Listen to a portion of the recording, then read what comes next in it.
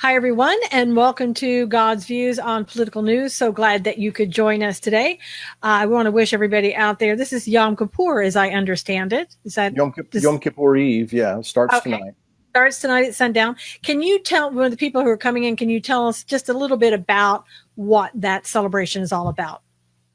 Well, it marks what is considered in Judaism anyway to be the holiest day of the year, because this is the day, starting tonight, is the time that the high priest would go in and he'd make sacrifices for himself and for his family, and then he would go in with the blood of a goat and make atonement for the sins of Israel. This is where we get the idea of the scapegoat, the one that's released into the wilderness to take all the sins away, and the blood for the other one atones for the sins of the people. So this was the only time in the year that the high priest could go beyond the veil into the Holy of Holies, and where the Ark of the Covenant rested. And so it's a very solemn time in Judaism, and for those of us like myself who observe these things, but not as a Jew, but as a believer in the Messiah, because we believe that in all of these festivals and feast days and holy days, he is the one that is pointed to. He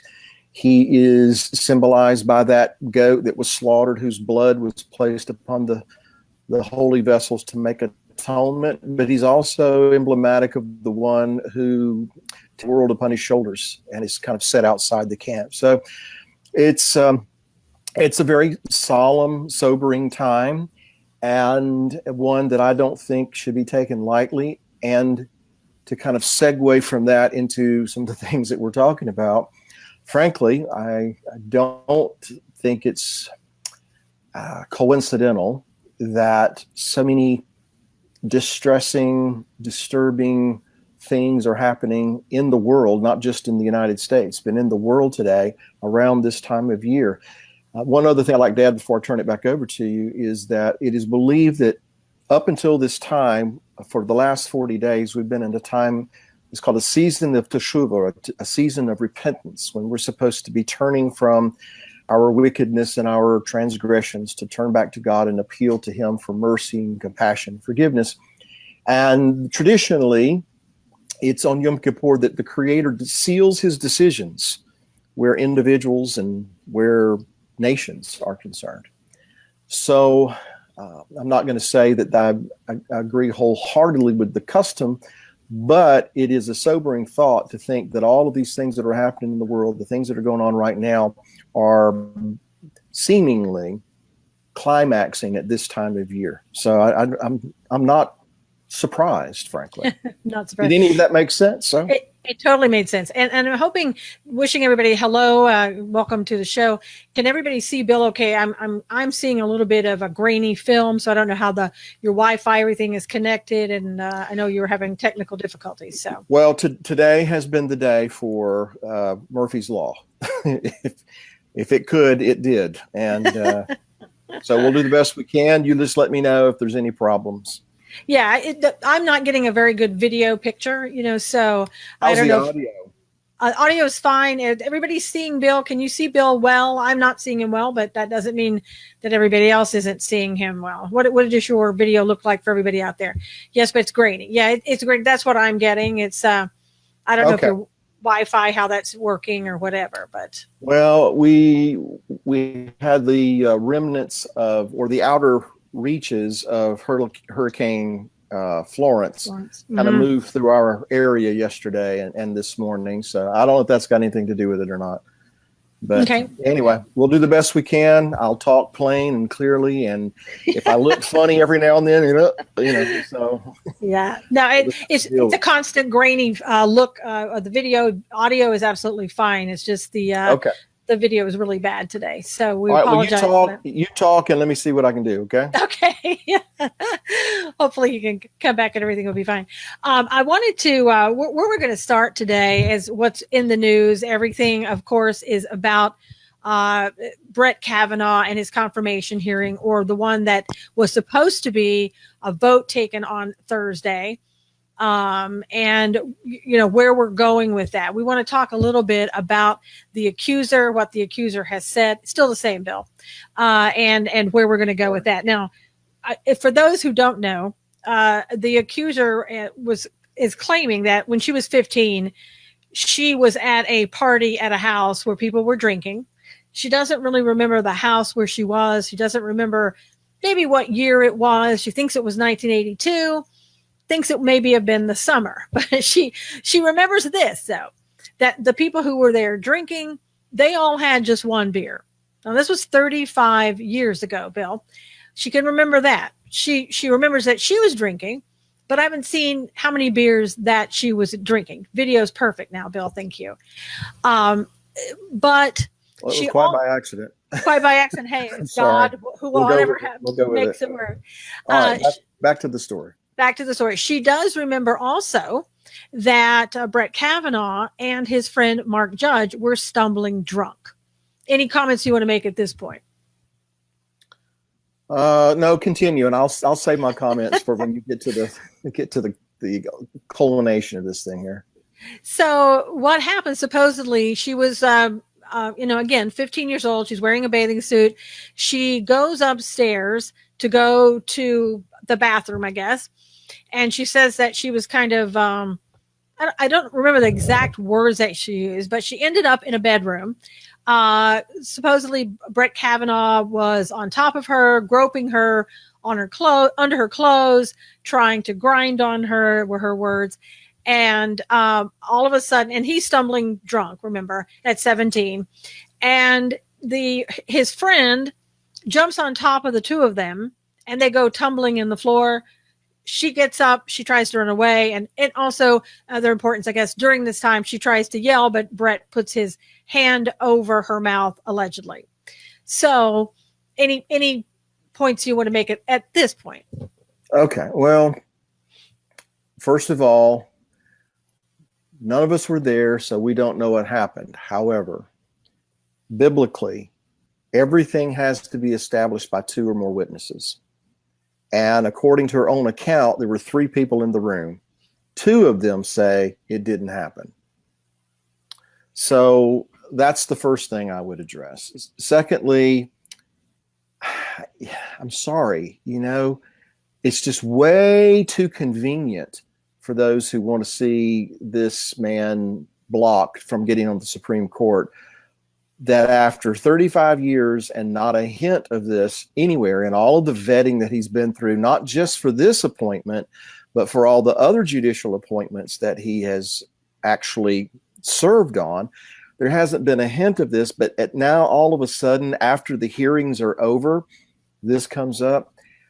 Whether it happened or not, I don't know. I kind of doubt it, frankly. But even if it did, it really kind of undermines your integrity when you've had this information and you just now decide to bring it to light. Of course, I understand she's talked to some counselor who took notes and this, that, and the other. And I'm not defending anybody doing anything that's wrong. I'm not. I'm just saying that it's just way too suspicious that this is coming out just now at the very last minute, the 11th hour, practically. And it really speaks to me about the lack of integrity on the part of some people, particularly Dianne Feinstein of California, who met with Judge Kavanaugh on several occasions, is my understanding, and never once brought this up.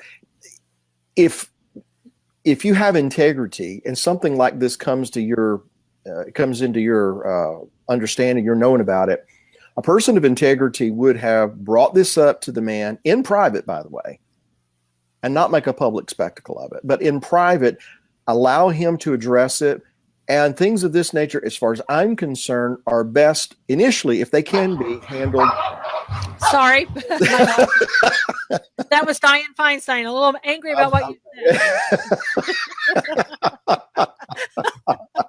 Well, I figure somebody got upset about it. Anyway, people with integrity would handle this situation a lot differently. And so the fact that Dianne Feinstein had this for what, a few months now? Yeah, she got it in July. Okay. Couple months, two and a half months, whatever. And it just now is bringing it up. I'm sorry, that's just squawks of lack of integrity.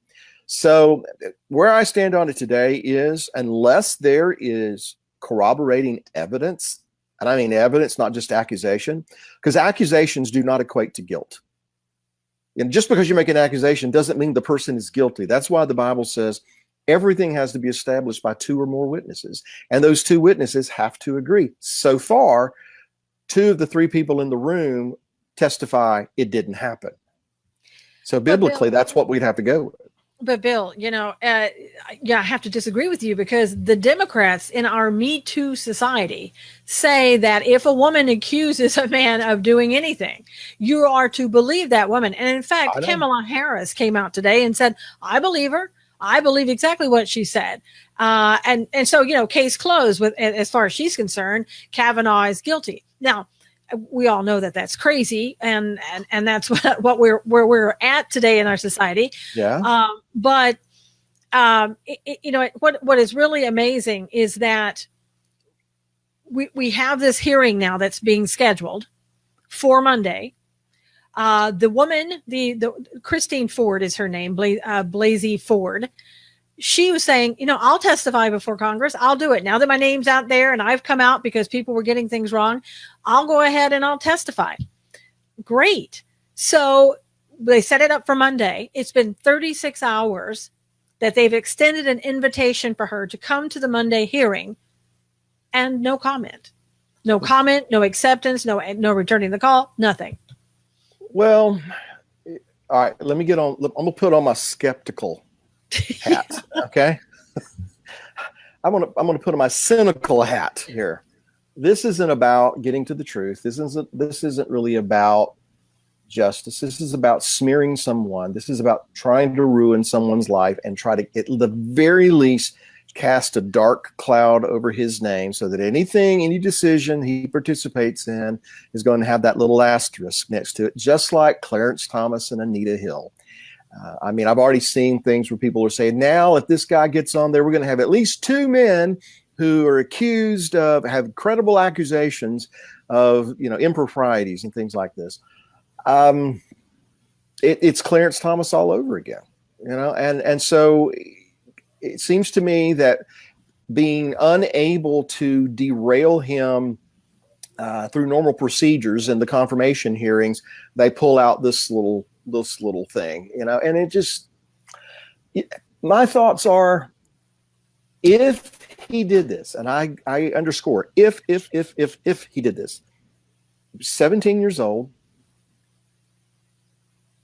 and his life since then seems to speak of someone who, had he been that way, and I'm not saying he was, but had he been that way, he's abandoned that lifestyle. He has a wife, he has kids, he's, seemingly someone who tries to do the right thing. I'm looking at him from a distance. So my point here is, any of us don't have something back in our day that we'd rather not anyone know about, but we're not that person anymore. God has forgiven us. We've moved on. And here's what I'm leading up to. There is a principle in the scripture that when you start uncovering the nakedness, is the terminology. When you start uncovering someone's nakedness, that comes back on your head.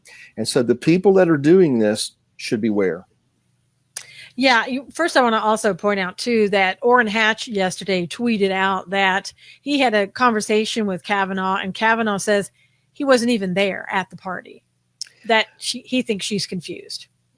Well, I think it's a smear tactic. I think you believe that as well. This isn't about truth. This is about destroying somebody for the political expediency. But I'm also impressed with what Trump said in regard to this. Basically, my interpretation of what Trump said to the Democrats: all right, let's talk. Let's have them both talk. Let's have them both present their sides. And so put up or shut up. Mm-hmm. And I think that if she hasn't answered, or if there is some hesitancy on her part, then they should all be shamed. Anyway, I don't think they ever feel shame on the Democrat side. Honestly, I don't. This is probably true. Jonathan said you have a lot of hats. Linda said she'll probably be invited to The View. You can count on that. Count on that one, yeah. And Bill Maher. Oh yeah, absolutely. She'll make the rounds. Levon said it didn't work with Clarence Thomas, and it won't work now. Just a waste of money and time, taxpayer money. Jonathan said Yeshua will be writing on the group. I think I'm not sure. Grouy. I'm not sure if, what the spelling was there. Jarrett said, Bill, did you know that RAFULD? Very sad what happened. Fold. He got killed. Yeah, I heard about the other day. Writing on the ground. There you go. And the thing about this woman also is that she didn't speak about this supposedly to anybody until 2012 when she was in counseling sessions, not group counseling, but counseling with her husband, couples counseling. And then in 2012, then she mentions that and the words that the Washington Post used, she said that she was attacked by him and that she inadvertently thought he was inadvertently going to kill her. Okay. She didn't use the word rape. Nowhere was that said. Anywhere did she feel that way. Now, the following year in 2013, according to the Washington Post, she then went to another therapist and said at that time that there was an attempted rape when she was in her late teens. Well, 15 and 16 aren't late teens. And again, she didn't mention rape before. I'm wondering, is it possible that this woman was raped, that she's traumatized, that she is now thinking, confusing the two? Maybe that's what she did at the time. Also, it seems a little odd. I noticed a while ago that somebody mentioned that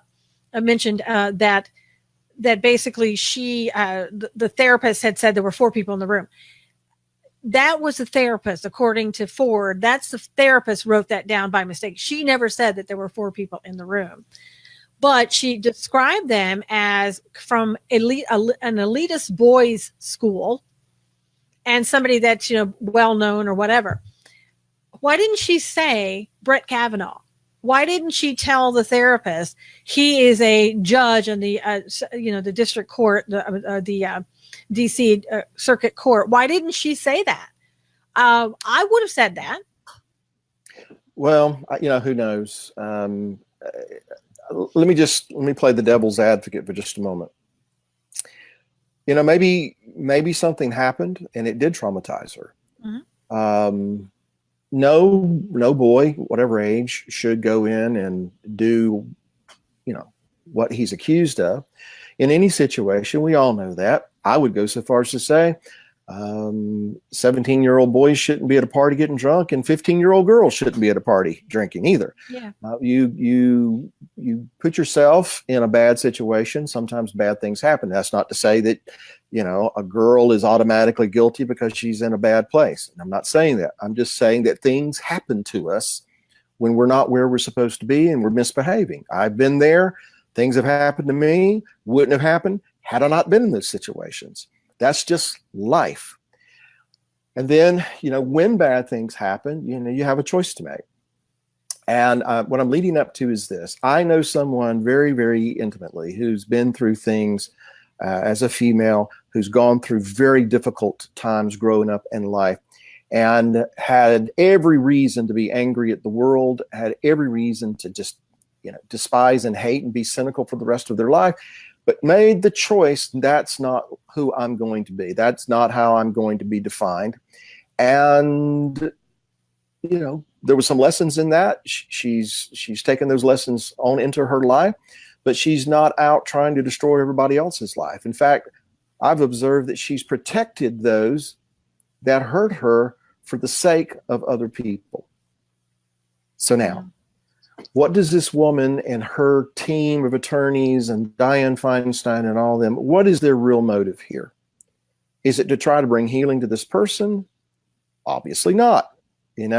They're trying to destroy a man and might be destroying a man who is innocent of everything they're accusing him of.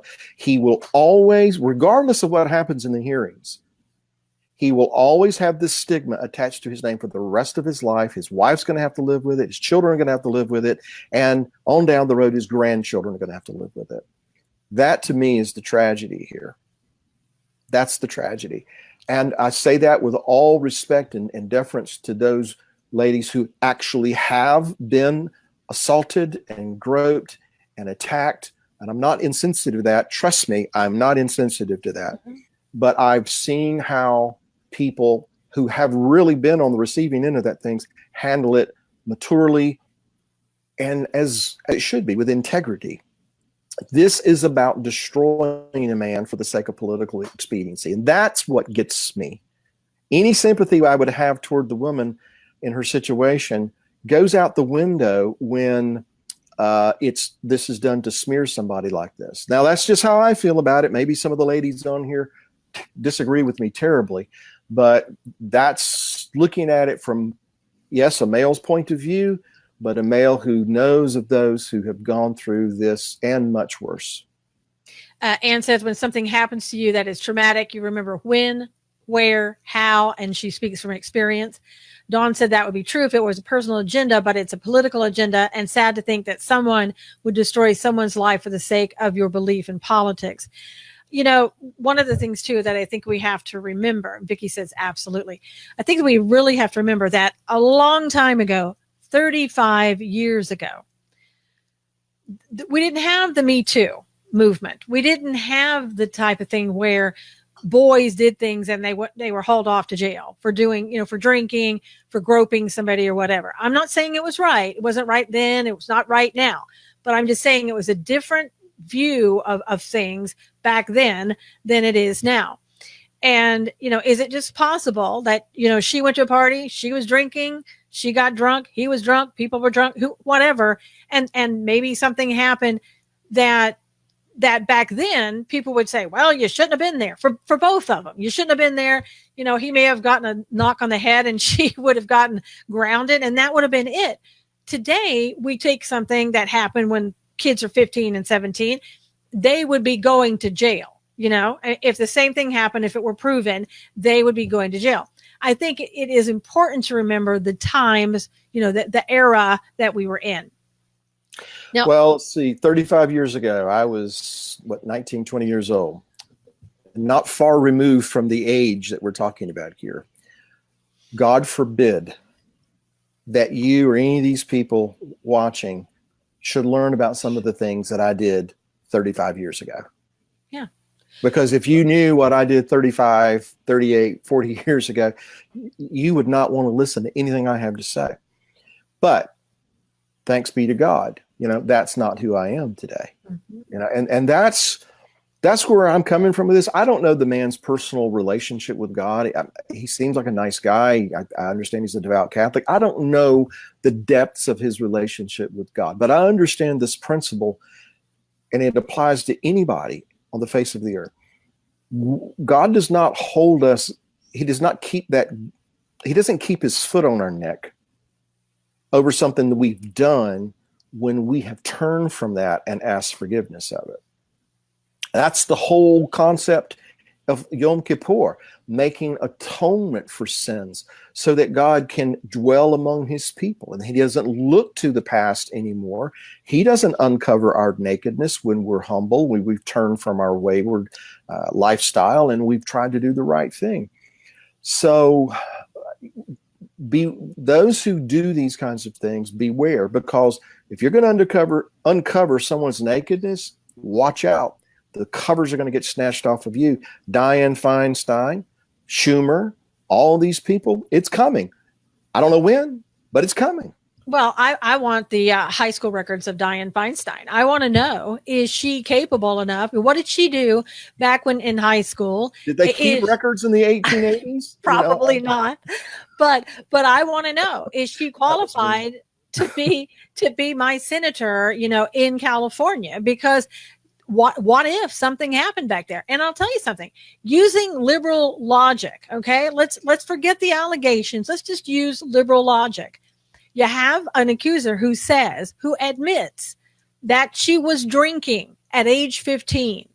Bill, no matter what state you live in, even in the District of Columbia, that way back then was 18, the legal age, she broke the law. Now, using the liberal logic, should she continue to be a professor at the University of Palo Alto? I think not. She should resign. Now, Susan, come on. But that's liberal logic. That's using the liberal logic. You know that some are more equal than others. Exactly. I've read animal farm. I know. And I'm telling you, if we turn the logic on them, no Democrat would be in office right now. But getting back to Kavanaugh, 65 women who have known him for like 35 years came forward and said, he never did anything like this. This isn't the Brett Kavanaugh I know. 2 women who dated him said, this is the polar opposite of anybody that describes himself as Brett Kavanaugh. Brett Kavanaugh is not this man. I've seen him have a beer. Never was he out of control. Never did he drink so that he was groping or anything else. These women dated him about the same age, the same time, and have said he didn't do it. They've corroborated who he is, what his character is 35 years ago. And the lawyer for the accuser said, you know what? She doesn't need to cooperate anything. Okay. Seriously. Well, that attorney knows that she has the court of public opinion as far as in the liberal America. They know all they got to do is make the accusation, and someone that they don't like is automatically guilty. They know that. Right. And this is about putting pressure on those that are the weak links on the so-called conservative side. I don't know, man. Jeff Flake, somebody like this. Corker. Susan Collins, perhaps. Yeah. Murkowski, just to name a few. This is about putting that kind of public pressure on those who are, in my view, weak-kneed anyway when it comes to conservative values or when it comes to biblical principle. So, and so here's the dangerous part of all of this. It could work. Yeah. It could work.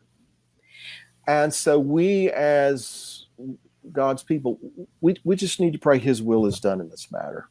We just need to pray for his justice to be brought to bear. I'm hopeful that if this is the man that God wants to sit on the Supreme Court, that all the hounds of hell will not be able to undo this. But we need to pray for God's will in this situation.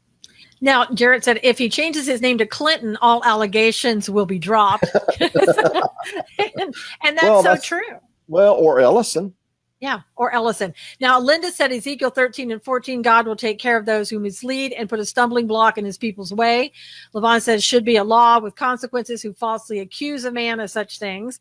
And then Marlene said, find the speakeasy she frequented and laughed. So she's just kidding there. I just think that the accusations out there now, his life is upset at the very least. He said he's willing to go ahead and answer whatever questions that anybody has. And to me, that says a lot. Mm-hmm. If I've got this skeleton way back in my closet somewhere, and now I'm going to have to answer for it, I don't think I'm going to sit before a Senate committee knowing that this is true and be willing to face that person and say that didn't happen. This you're being untruthful. I think the best would be a little unsettled if they had that little demon on their shoulder talking to them. Anyway, I don't know. Maybe I'm dead wrong, but it just seems to say a lot that he's willing to answer any questions, and she hasn't answered whether or not she's going to. Right. And I think the guy who was supposedly in the same room with them that night, he's even said that it's ridiculous. This is not Brett Kavanaugh. Now, he didn't say whether or not Brett Kavanaugh was in the room at the time with him, because at that time, they didn't know who this person was. So it'll be interesting to see if that story, where that goes.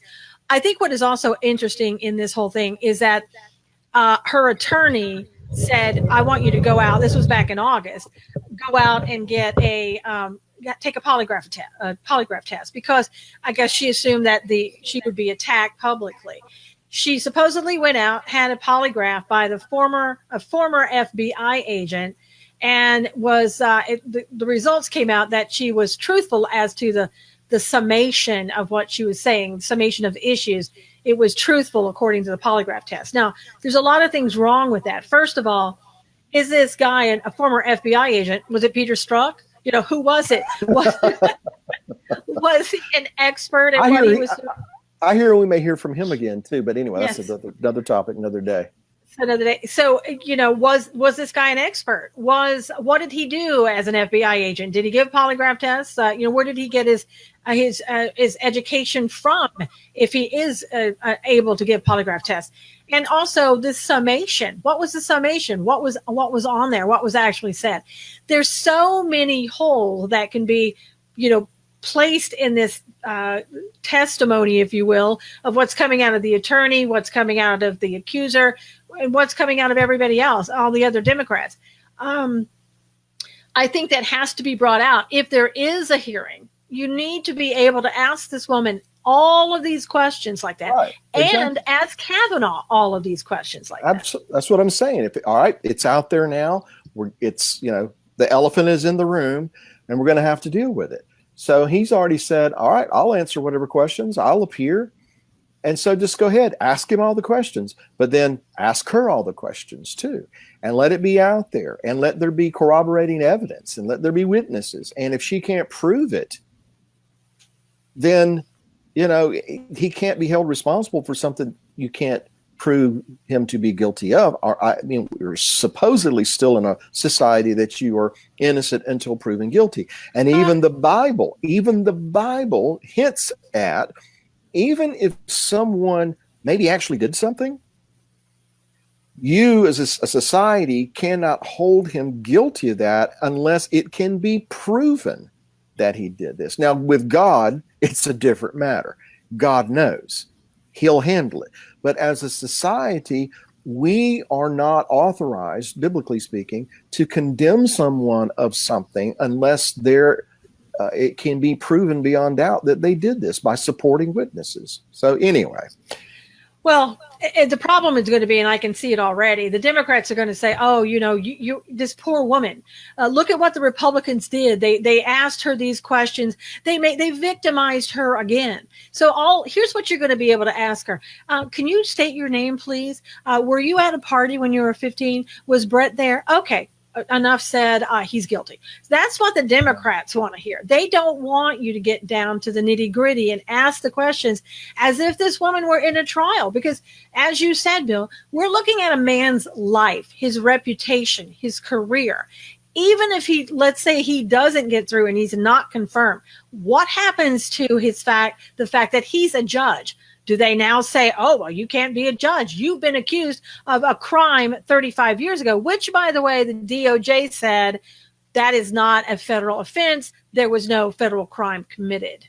So why are we even having this conversation? And is that not why the FBI refused to investigate further? Yeah. Or at least part of the reason? So right.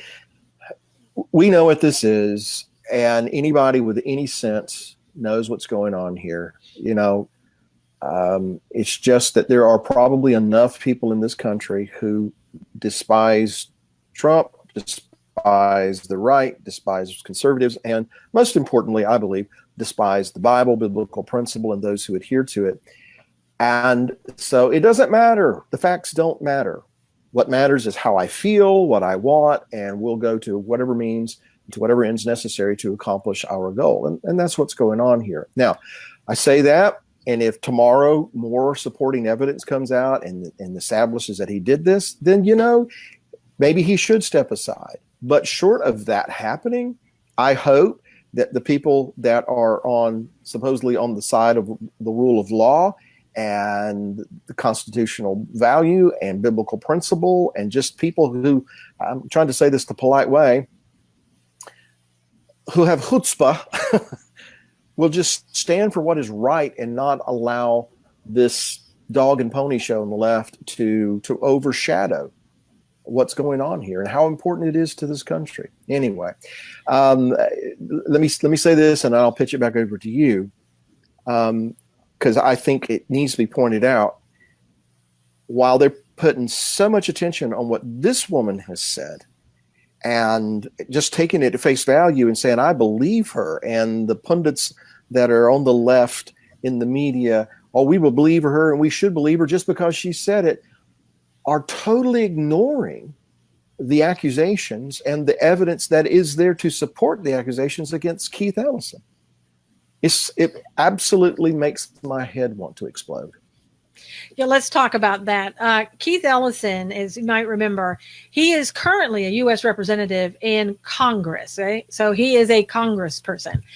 He is running for Minnesota Attorney General office. Back in August, early August, his former girlfriend's son, who is an adult, claims that he was going through her computer, found a video in which Keith Ellison was physically dragging his mother off of a bed, calling her an effing bee, and saying other things to her. There's a video. My thoughts are, let's get that video out. That's what he's claiming. The mother came out and said, my son wouldn't lie. I wasn't going to say anything, but my son wouldn't lie, and I'm going to put it out there. Yes, it happened. Keith Ellison, oh no, nothing ever happened. We parted ways, and that was it. Let me just tell you what she said in an article that came out today to show you the difference on how women who are Republicans coming forward or people who are coming against a Democrat when they come forward, even if they're in the same party, as compared to this woman who's coming against Kavanaugh. She was asked if the Democrats believe her, as they say they believe, like all women who come forward in this Me Too world, when they say that they've been abused or something by a man. She said, and this is a tweet on Twitter, so you can go there and check it out yourself. She said, no, they don't. I've been smeared, threatened, isolated from my own party. So she's a Democrat herself. I've provided medical records from 2017 stating on 2 different doctor visits, I told them about the abuse and who did it. My therapist released records stating I have been dealing and healing from the abuse. She goes on to say 4 people, including my supervisor at the time, stated that I came to them after and shared the exact story I shared publicly. I shared multiple texts between me and Keith where I discussed the abuse with him and much more. As I said before, I knew I wouldn't be believed. Well, and she's not. She's been ignored. And this is, this is an injustice, and it is normal, it seems, for this day and time. And so going back to some of the things that we were discussing right at the beginning of the program, as we go into Yom Kippur, it's already Yom Kippur in Israel. As we're going into this evening, I'm heavy-hearted for, the country, and I'm heavy-hearted for where things stand right now. And I have to, in a time like this, really analyze and, take stock in who and what I am and how I'm contributing to the problem or how I'm trying to help resolve the problem. And all that boils down, what is my relationship and my standing with the Creator right now? And so we say this a lot, and I don't want it to ever sound flippant and just cliche, but man, we really need to pray for our country. We really need to pray for those that God has positioned in leadership that He would use to turn away unrighteousness and injustice and to advance those things that are true, because the adversary is mad. I mean, you can talk about Schumer, you can talk about Ellison, you can talk about Feinstein, and I get into that too. They make me, but at the end of the day, we're not really fighting against Dianne Feinstein and Chuck Schumer. We're fighting against the principalities and the powers of the air that influence the Dianne Feinsteins and the Steins and the Chuck Schumers and these kinds of people to do the things they do. I'm not deflecting off of the people who are guilty of wrongdoing. I'm just saying we're really at war with the spirit that wants to destroy this nation.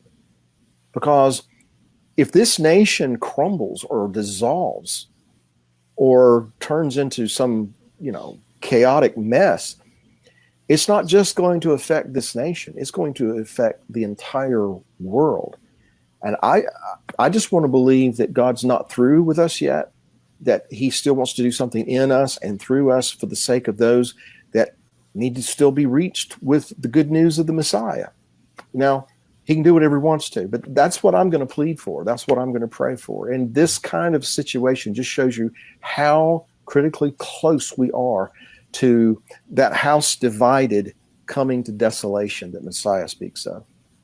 Yeah, and I think Jonathan said his time is short, meaning Satan. And I think we have to also remember, kind of like what the point I was making last week, is that they're trying to thwart God's purpose here. This is what's happening. And that this is not about politics, really. It's not about Trump. It's about thwarting God's purposes, and they'll do nothing to stop it, doing it. Debbie said, sounds like a familiar movie, The Death of a Nation, make a big enough lie.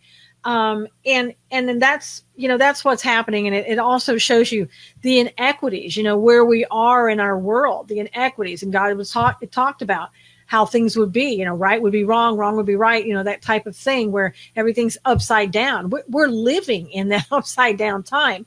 Yeah. And Linda says, is my reflection that of a changed and regenerated heart?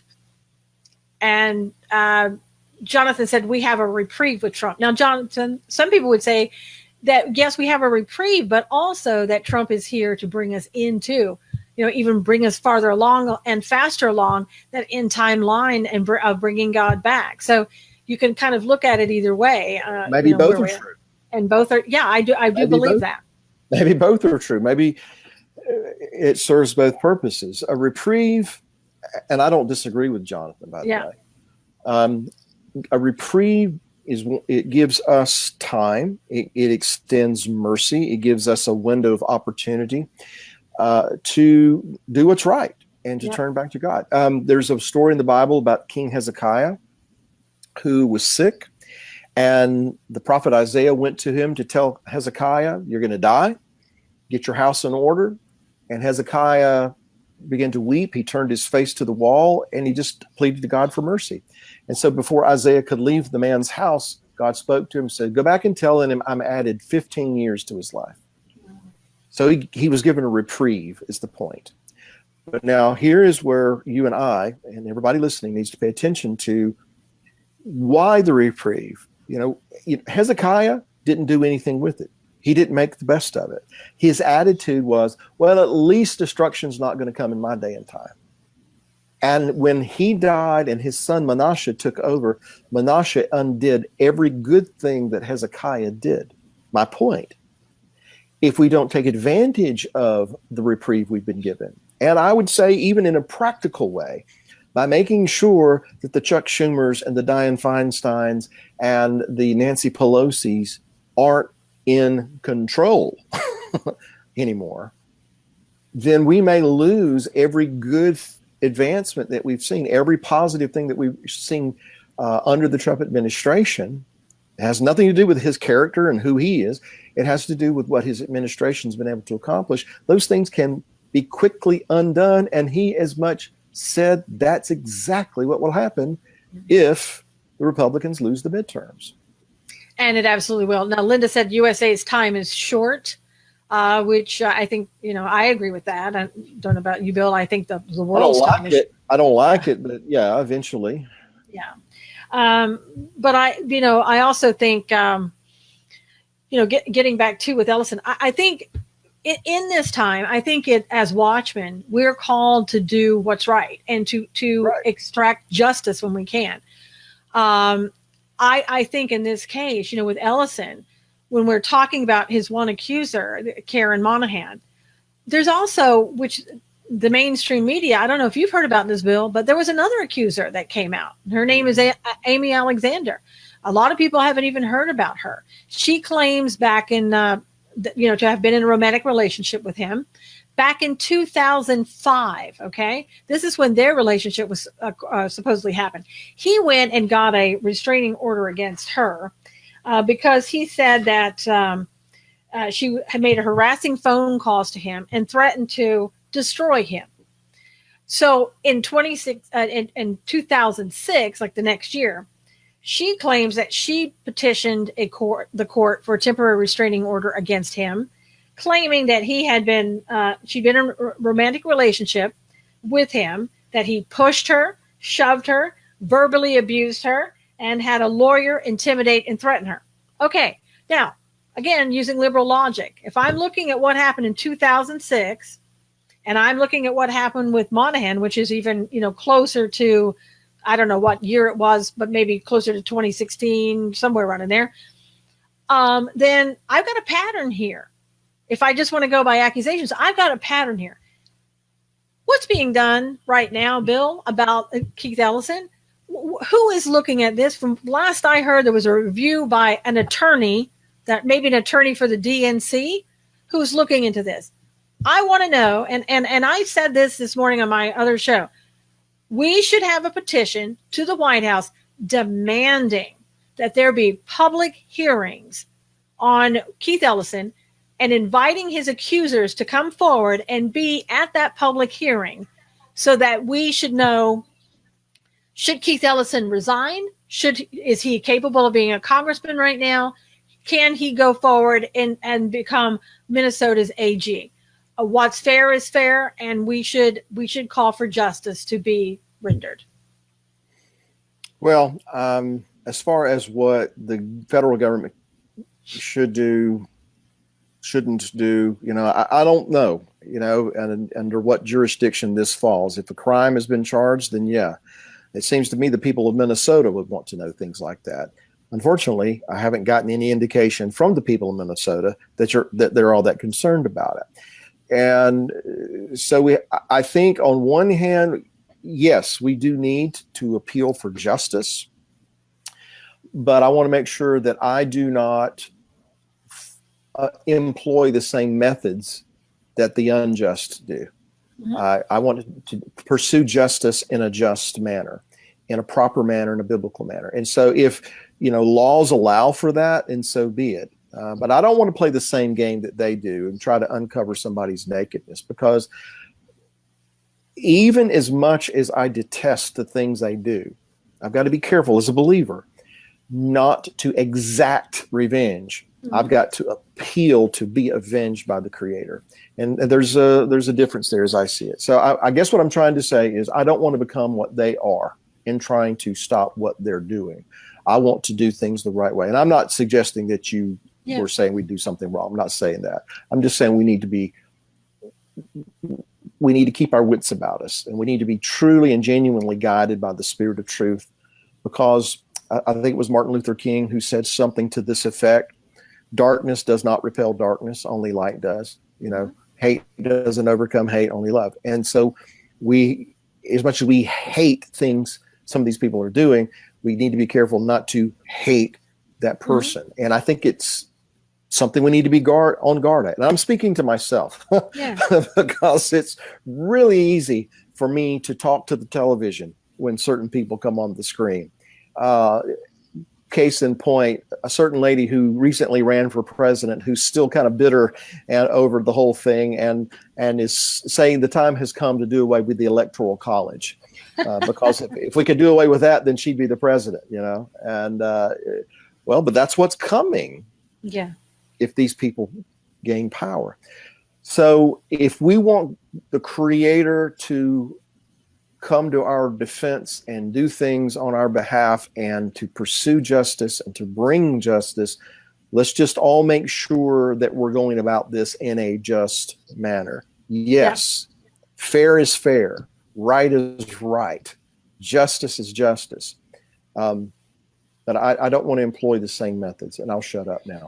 Yeah, no, and I totally agree with you. And that's why, when a lot of people say, they suggest something illegal, I always say, no, you don't want to become the people that you dislike for what they're doing.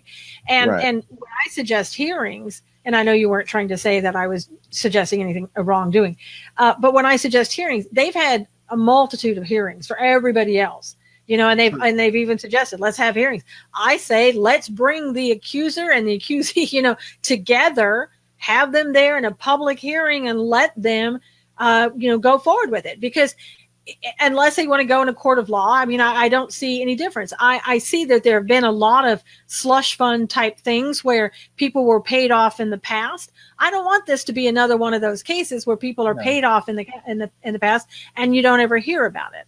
So, I'm sorry I interrupted, but that is kind of ironic that, Congress has this fund to pay off these people who are accusing members of Congress of improprieties. Anyway, I'm sorry, I interrupted you. No, and like I said, he is a member of Congress. And I think that because there have been these allegations, there have been two people, there's supposedly a video, the American public needs to know what's true. Now, Dawn said, but let God directs on, like God's direction, handle how to handle these things. Jonathan says, makes you want to speak in tongues. I'm okay, go ahead. And Linda said, in the world, not of the world, like Jesus of Joshua. Jonathan said, the leftists listening to the father of lies. Marlene said, Minnesota is being lost to Islam. And that's no joke. And that's where we're headed. And the reason, I'll tell you, one of the reasons that nobody is coming out about Keith Ellison, I wrote an article about this today. They really want you to focus on Kavanaugh and forget all about Keith Ellison, because they know if he becomes AG, he's already said, I'm going to go after Donald Trump tooth and nail. This is where I can best go after him, not in Congress, but as an AG. So that they love it. They want him to be AG. Diabolical. It's absolutely diabolical. It's Antichrist, really, as far as the conditions of the heart that would plot and scheme in this way. And you know what?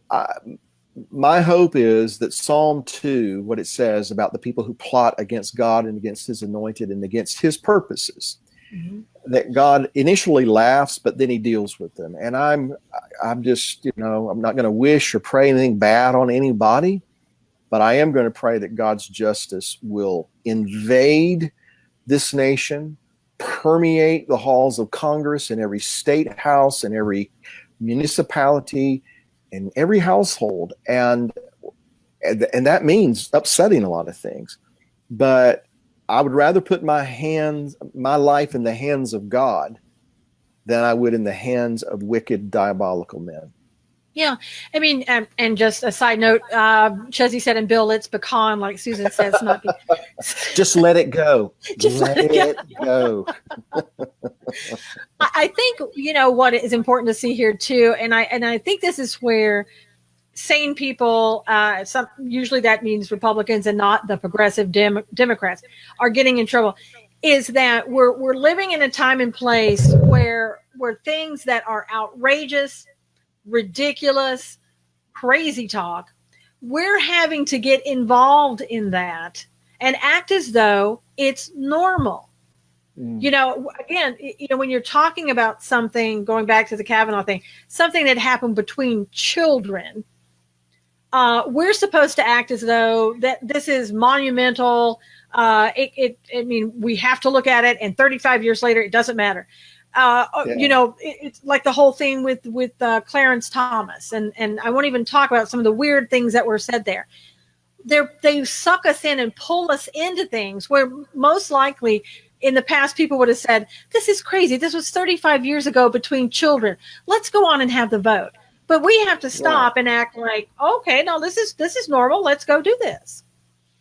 Yeah, it's kind of like senators who fancy themselves as Spartacus, Yes. It's like this sideshow. I mean, it's that's what Congress has become, and I think that there are some members of Congress who, I want to think anyway, they realize that this is becoming, like a circus, and are trying to bring civility and some kind of normalcy to it. But it seems to me that they're few and far between at this point in time. Yeah, absolutely. Now, Anne said she has to go because it's Yom Kippur, almost there. So, Anne, we wish you well and celebration of Yom Kippur. Have an easy fast, Anne. I think that, when you look at who right now is saying, who absolutely on the Republican side just kind of got on board, you have Jeff Flake and Corker, who are not going to be here. And so, they should have just stayed quiet. They could have. They had the choice. Collins, who is coming up for re-election, not this time, but next time, she's got to appease her supporters, who are mainly Democrats. And the woman's got one foot in the Democrat side and one foot in the Republican side. And then you've got Murkowski. The Collins and Murkowski are always the two that were always with John McCain, who were against the Republicans. The same people are coming out and doing the same stuff. We need to get rid of those people. We need to vote them out of office. Thankfully, Flake and Corker are leaving. Good luck. Been great knowing you. Not really, but and I'm glad they're going. This is what is holding everything back. This is why we're still sort of in the muck and mire of the Democrats, because it's people like the Republicans who see the craziness. They know it's craziness, and yet they go along with it anyway.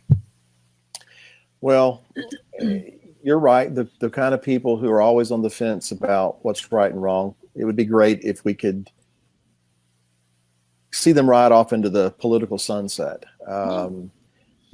Corker he'll find a home. He'll find his hometown of Chattanooga to be quite inviting. But, it's kind of like for us, Chattanooga and Nashville and Memphis, that's like, those are the places that we would give to somebody else. To like California or whatever. Yeah. Like Memphis could become part of Arkansas. And I have friends in Memphis, but let's face it, Memphis, and Chattanooga is fast becoming that way. Nashville, it's that way. And so you have these little pockets in these places. And I would assume that Arizona is the same way, that you have these little pockets where those people like Flake or Corker or whomever could say these things and get away with it with their little, the little bubble. But I think most Tennesseans are glad Corker's going away, you know. And but now, we only have a few minutes left. But Tennesseans, we have a Democratic candidate for Senate who was former governor and somewhat popular. So it's going to be interesting to see what happens there. What do you think about this person? Is more Bredesen? Democrat? Or? Oh, the Bredesen guy, he's the Democrat. Oh, Lord, I hope he doesn't get in. I'm voting for Marshall Blackburn all the way. Because, Bredesen paints himself as a kind of a centrist, moderate, and to some degree he is. But no doubt in my mind that he would just go right down the party line with anything that comes before the Senate. Now, they say that Blackburn is ahead, so let's hope that's true, that polls are saying that. Chesley's saying, why does Collins even call herself a Republican? Don't know. It's a good question. Good question. Yeah. It's a good question. It is a good. Brenda Les said there is a higher political power as well as spiritual that's obviously controlling these people. It's the only way I can explain this insanity. A lot of it is in times. I really do think it's such a spiritual warfare. Well, and that's what I kind of meant when I said earlier, we're not really fighting against the people that we see, the ones that we see their faces and we get angry with and we, murmur names under our breath, but it's the spirit that controls them and drives them. I mean, Chelsea Clinton, her only claim to fame is that, she's a Clinton, and yet she feels it's advisable to tell everybody it would be unchristian to overturn Roe v. Wade, unchristian to stop murdering babies in their mother's womb. And the sad part about that is so many people will believe that she is speaking as a Christian. Yeah. That she is faithfully representing Christianity. Well, that's not just dumb. That's being controlled and guided by spirits. Right. Well, and she does say that she's a deeply religious person. So I don't know too many deeply religious people who believe in the murdering of babies. So, Well, I think the key word is religious, because there's a difference in having a religious experience and a relationship with God. There's two different things. Right. Now, Luann said that rotten apple doesn't fall far from the tree. And Jonathan says we should make this an all-day event. And, Jonathan, maybe in the future we can do something where we can make it a longer event. Let's hope so. Say that, Jonathan. Now, Marlene said she doesn't know a Christian from a cast iron skillet.